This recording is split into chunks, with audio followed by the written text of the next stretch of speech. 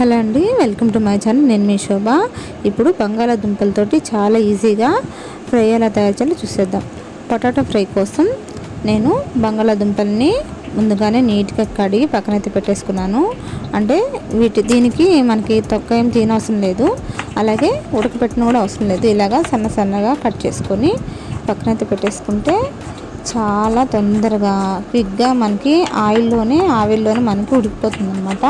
ఇది పిల్లలు అయితే చాలా ఇష్టంగా తింటారండి. అందులోనూ పొటాటో అంటే ఎవరికి ఇష్టం ఉండదు. మనము ఒక ముద్ద తినే వాళ్ళని 4 ముద్దలు తింటాము. అంతగా చాలా టేస్టీగా ఉంటుందన్నమాట. పిల్లలు అయితే చాలా ఇష్టంగా తింటారు. మావాడైతే చాలా ఇష్టంగా తిన్నాడు. మామూలుగా నాకు అదొద్దు, ఇదొద్దు మమ్మీ, అదొద్దు మమ్మీ అంటాడు. కానీ ఈ పొటాటో ఫ్రై అయితే చేసి పెడితే ఎంతో ఇష్టంగా మనకు ఫుడ్ వద్దు అనుకుంటున్నా తింటారండి. చాలా ఈజీగా కూడా మనం ప్రిపేర్ చేసుకోవచ్చు. దీనికోసం నేను ఇట్లా సన్నగా నిలువుగా కట్ చేసుకుని వాటిని మళ్ళీ అడ్డంగా కట్ చేసుకుంటున్నాను. ఇట్లా సన్న ముక్కలుగా కట్ చేసుకున్న తర్వాత కట్ చేసుకొని ఇట్లా పక్కనైతే నేనైతే పెట్టేసుకుంటున్నాను అనమాట. నా వీడియోస్ మీకు నచ్చుతున్నట్లయితే ప్లీజ్ లైక్ చేయండి, అలాగే షేర్ చేయండి, సబ్స్క్రైబ్ చేసుకోండి. సబ్స్క్రైబ్ చేసుకోవడం మాత్రం మర్చిపోవద్దు.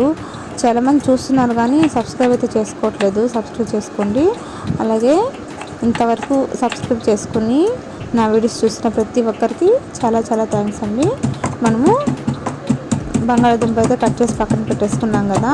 ఇప్పుడు ముందుగా దానికోసం నేను తెల్లగడ్డ తీసుకున్నాను, అదే వెల్లుల్లిపాయ అంటారు కదా, తీసుకొని ఇట్లా కచ్చాపచ్చాగా దంచి పెట్టేసుకోవాలి.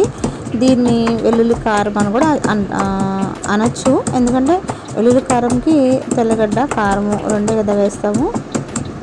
బంగాళాదుంప వెల్లుల్లి కారం అని కూడా మనము అనొచ్చు అనమాట. కానీ మా సైడు బంగాళాదుంప ఫ్రై అని అంటాము. దాంట్లో మనం ఏది వేసినా కానీ ఫ్రై అంటాం అనమాట. ఎందుకంటే ఆయిల్లో మనము డీప్ ఫ్రై చేసుకుంటున్నాం కాబట్టి ఫ్రై అంటాము. ఇట్లా దంచుకున్నాను కదా, దాన్ని కూడా నేను తీసి పక్కనైతే పెట్టేస్తున్నాను అనమాట. అంతే, ఇట్లా తీసుకొని పక్కనైతే నేను పెట్టేసుకుంటున్నాను. ఇప్పుడు ఒక డేక్ష కానీ బాండ్లు కానీ వడలప్పుడు తీసుకొని ఆయిల్ అయితే నేను యాడ్ చేసుకుంటున్నాను.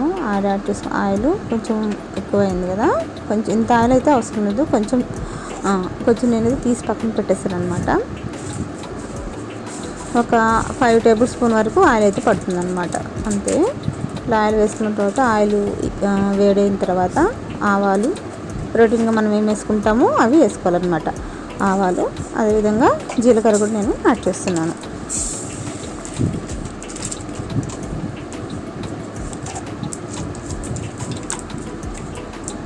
జీలకర్ర కూడా యాడ్ చేస్తాను కదా. ఇప్పుడు మనం దంచి పెట్టుకున్నాం కదా కచ్చాపచ్చిగా, ఆ వెల్లుల్లి వేస్తున్నాను అనమాట. అవి కూడా వేసిన తర్వాత ఇప్పుడు కొంచెం కరివేపాకు వేస్తున్నాను. అంతే, కరివేపాకు కూడా వేసుకున్నాం కదా. ఇప్పుడు కొంచెము వెల్లుల్లి బాగా అంటే కొంచెం లైట్గా బ్రౌన్ కలరు వచ్చే వరకు మనము ఆయిల్లో వేయించుకోవాలి.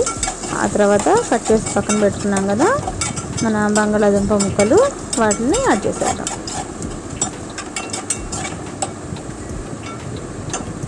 అంతే, ఇవి యాడ్ చేసుకున్నాం కదా. ఇప్పుడు ఆయిల్ అంతా ముక్కలకంతా పట్టే విధంగా ఇలా కలుపుకోవాలి. మొత్తము ముక్కలకి ఆయిల్ పట్టిన తర్వాత మూత పెట్టుకొని ఒక 5 మినిట్స్ చాలండి సిమ్లో పెట్టుకొని ఉడికించుకోవాలన్నమాట. ఆయిల్లోనే మగ్గిపోతే 5 మినిట్స్ 3 to 5 మినిట్స్ సరిపోతుంది, మగ్గిపోతాయి అన్నమాట. మూత పెట్టాం కదా, నేను మూత తీస్తున్నాను.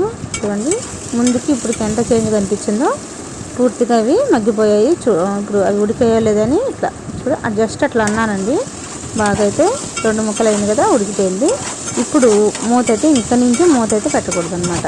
మూత పెడితే మొత్తము ముద్ద అయిపోతుంది, బాగా ఉడికిపోయి మగ్గిపోయి ముద్ద అయిపోతుంది అన్నప్పుడు. ఇంక నుంచి మనము మూత అయితే పెట్టకుండా ఆయిల్లో, చూడండి ఆయిల్ కొంచెం మనకి అట్లా కనిపిస్తుంది కదా, దాంట్లోనే మనము సిమ్లో పెట్టుకొని ఒక 10 మినిట్స్ పడుతుంది ఈ ప్రాసెస్ అవ్వడానికి, వేయించుకోవాలి. నేను కొంచెం పసుపు కూడా యాడ్ చేశాను. పసుపు ఒక టేబుల్ స్పూన్ వరకు యాడ్ చేశాను. అలాగే కారం కూడా 1 స్పూన్ యాడ్ చేశాను. సాల్ట్ మనకి టేస్ట్ తగినంత అనమాట చూసుకొని యాడ్ చేసుకోండి. తక్కువైనా మనము తినచ్చు కానీ ఎక్కువైతే తినలేము కాబట్టి సాల్ట్ చూసుకొని కొంచెం కొంచెంగా యాడ్ చేసుకోవచ్చు. మీ టేస్ట్కి తగినట్టు మీరు యాడ్ చేసుకోండి. చూడండి, ఇలా మనము పసుపు, ఉప్పు, కారం 3 వేసాం కదా, ఇవి కూడా అంతా బంగాళాదుంపల ముక్కలకి కలిసే విధంగా బాగా ఇలా కలుపుకోవాలన్నమాట.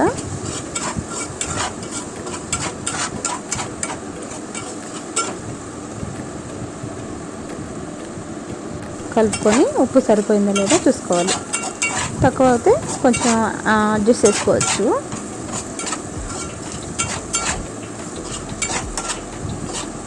ఇప్పుడు అడుగంటకుండా ఇలా మనము కలుపుకుంటూ ఉంటే మనకి ఎంతో టేస్టీ అయినటువంటి బంగాళాదుంప ఫ్రై రెడీ అయిపోతుందండి. మనం దీన్ని పప్పులోకి, రసంలోకి కానీ నంచుకోవచ్చు.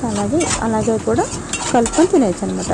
ముఖ్యంగా వీటిని క్విక్గా మనం పిల్లలకి లంచ్ బాక్స్కి, అట్లాగే ఆఫీస్కి, మన హస్బెండ్స్ అట్లా వెళ్తుంటారు, మనము కూడా డ్యూటీకి వెళ్ళేటప్పుడు కూడా క్విక్గా చేసుకోవచ్చు. ఎంతో ఈజీగా కూరగాయలు ఏమీ లేనప్పుడు ఇలాంటి చిన్న చిన్న వంటలు చేసుకుంటే టేస్ట్ బాగుంటాయి. అలాగే ఎక్కువ తింటాము, పుష్టిగా కూడా ఉంటారనమాట మన పిల్లలు. మీరు కూడా తప్పకుండా ట్రై చేసి ఎలా వచ్చిందో కామెంట్ చేయండి. అలాగే ఇంకేమైనా మీకు కొత్త రెసిపీస్ కావాలంటే ప్లీజ్ కామెంట్ చేయండి. నేను మీ ముందు తీసుకోవడం ట్రై చేస్తాను. అలాగే సబ్స్క్రైబ్ చేసుకోండి మాత్రం మర్చిపోవద్దండి. చూడండి, బాగా ఇట్లా అడుగంటిపోతుంది. అడుగంటకుండా మనము కలుపుకోవాలన్నమాట. అంతేనండి, అయిపోయింది. ఎంత టేస్టీ అయినటువంటి బంగాళాదుంప ఫ్రై రెడీ.